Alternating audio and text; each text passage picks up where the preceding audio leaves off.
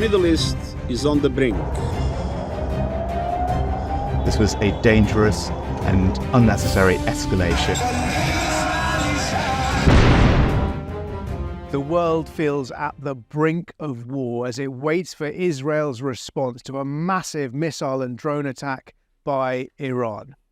Now, over the weekend, we saw Iran launch an unprecedented attack against Israeli territory, unprecedented both in scale and the fact it was the first time that Iran has launched a direct attack from its soil towards Israel's. And we wait to see how Israel responds amid fears that this could spiral into a regional conflict, could spiral further into World War III.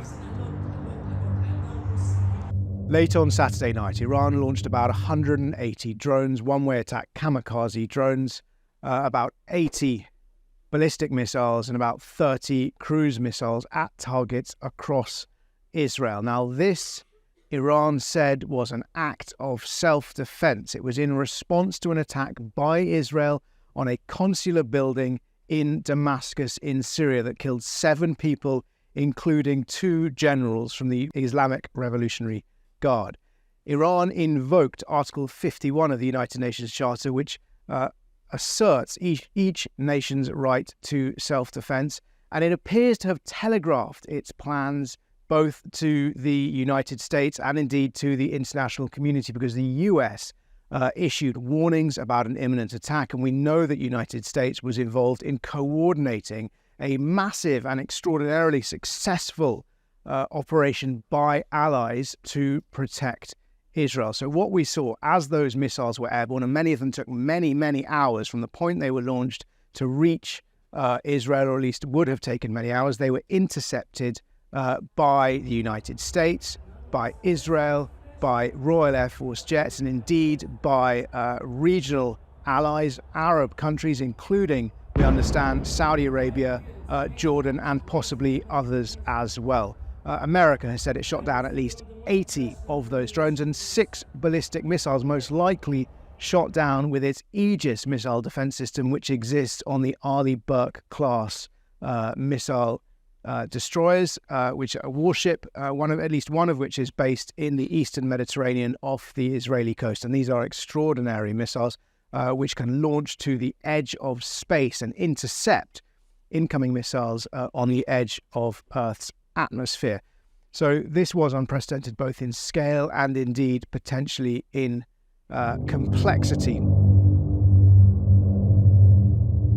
Since October 7th, when Hamas launched a surprise attack against Israel that killed some 1,200 people, tensions have been fueled across the region, and Iran's Revolutionary Guard are suspected and indeed accused both by Israel and other allies of coordinating many of the proxies, the Iranian-backed proxies in the region which have been attacking Israel. And that includes Hezbollah in Lebanon, that includes Hamas in the Gaza Strip, and it includes the Houthi rebels in Yemen, who've been launching both missile strikes at Israel and missile and drone strikes at international shipping in the Red Sea and the Gulf of Aden. Now, Israel and Iran have been enemies for many, many years, for decades. But I mean, certainly if we look back to 2006, when Israel invaded southern Lebanon, that was a battle Israel was fighting against Hezbollah, an Iranian-backed proxy. More recently, we've seen Israel's intelligence services, most likely Mossad, carry out assassinations of members of the Iran's nuclear weapons program, including the high-profile killing in 2020 of Mohsen Fakhrizadeh, the head of that program. That was an extraordinarily complex, audacious operation that we understand used a remote-controlled machine gun mounted in a car that killed Fakhrizadeh as he was driving around Iran when he believed he was safe. Subsequent to that, Iran has also accused Israel of assassinating at least 7 other officials in 2022. And what we've seen in recent months during the conflict in Gaza, we've seen both sides lobbing missiles at each other's interests in third countries, in Syria, in Kurdistan, and in Iraq. Iran saying on Saturday night, as some of those missiles were likely still in the air, that it considered its attack concluded. Now, that was perhaps before it was clear that 99% of those missiles and drones were successfully shot down. That's a figure that's come from Israel.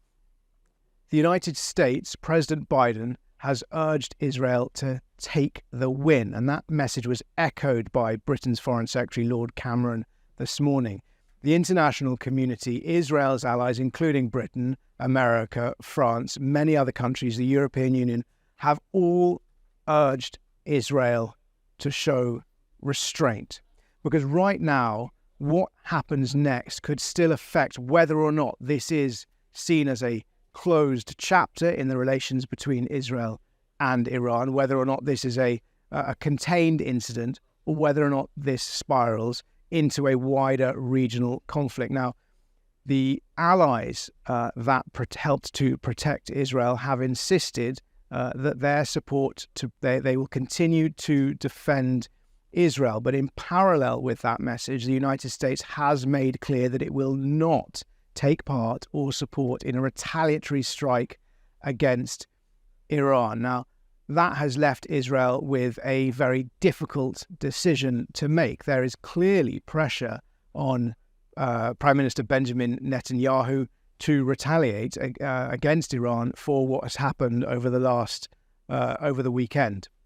But to do so risks escalation, and that is exactly what the international community has tried very hard to avoid. It's interesting, if you look at how this Iranian attack was effectively foiled, it involved a number of allies working in a number of third countries to shoot down those missiles and drones. Most of them, in fact, all of the drones, we understand, were shot down before they reached Israeli territory. Now, that's most likely over perhaps Saudi Arabia, certainly Jordan, Iraq, and Syria, possibly other countries as well. That avoided the need for any of those allies to shoot their missiles into Iranian sovereign territory, which is where we understand most of the missiles were launched. Again, deliberately avoiding direct confrontation between Israel's allies, the United States, the UK, and others, avoiding confrontation with Iran. Those same allies saying they do not want to be part of a retaliatory strike now. So what happens next? Well, the ball is firmly in Israel's court. There's been an attack against an Iranian interest. Iran has responded with a massive but ultimately largely unsuccessful attack against Israel. And that could be the end of it. We wait to see whether the government in Israel will abide by the pressure and advice of its allies to leave it be and to focus instead on its main objective at the moment of destroying Hamas. Israel has said that it will exact a price from Iran for this attack, but it hasn't said where, it hasn't said when, and it hasn't said how. Were Israel to launch an overt military strike against Iranian soil, that is perhaps the worst case scenario, certainly from the point of view of Israel's allies who are trying to contain this. In a tit-for-tat conflict, in an eye-for-an-eye exchange, it will make, it could make the whole world go blind. That is the concern. Israel shoots back with similar sorts of weapons and drones that have been fired at its territory.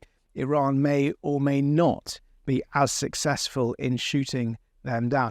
Extraordinarily, what we saw on Saturday night and Sunday morning from those 300 plus missiles and drones is so far reports of just one child who was tragically injured, but just one person injured is extraordinary given the scale and the power of the weapons that were aimed at Israel. Were Israel to strike back, there's every chance that their success might be more violent or more successful, might inflict more death and damage. We've seen that Israel has within its power the opportunity and the ability to inflict huge damage and extraordinary numbers of casualties, as we've seen in the Gaza Strip. More than 33,000 people have been killed. Huge swathes of that territory reduced to rubble. Anything on that scale on Iranian soil would, of course, demand another response. And Iran has signaled this time, or has signaled rather, that were allies like the United States, the United Kingdom, to continue the sort of defences they've shown already, then perhaps the bases they use to carry out that defence of Israel might also come under attack. And that's where it risks spiralling. Israel can hit back at Iran. Iran hits back a second time, retaliates again. Allies like the United States, United Kingdom feeling obliged to come in and defend Israel. Then the bases that United States, the United Kingdom, perhaps Saudi Arabia, Jordan using also coming under attack. And then suddenly, before we know it, there's 5 or 6 nations fighting a hot war in the Middle East. And we cannot forget that Iran is tightly bound up in the conflict in Ukraine as well, because Iran and Russia have become tighter allies over the last 2 years, as Iran has been one of the only countries willing to supply tyrant Vladimir Putin with weapons. And indeed, it's these same deadly kamikaze drones, the Shahed drones, which Iran has been selling to Russia, which Iran also used against Israel on Saturday night. So were that conflict to erupt in the Middle East, it would be linked to what is going on the eastern flank of Europe. The same allies that would be dragged into a conflict around Israel are already involved in trying to support Ukraine. Their focus, their resources would be diluted. And again, worst case scenario, that would spell, or at least signal, an opportunity, if they saw the West and the West allies distracted, for those who would wish the West harm, to start more conflicts in other parts of the world.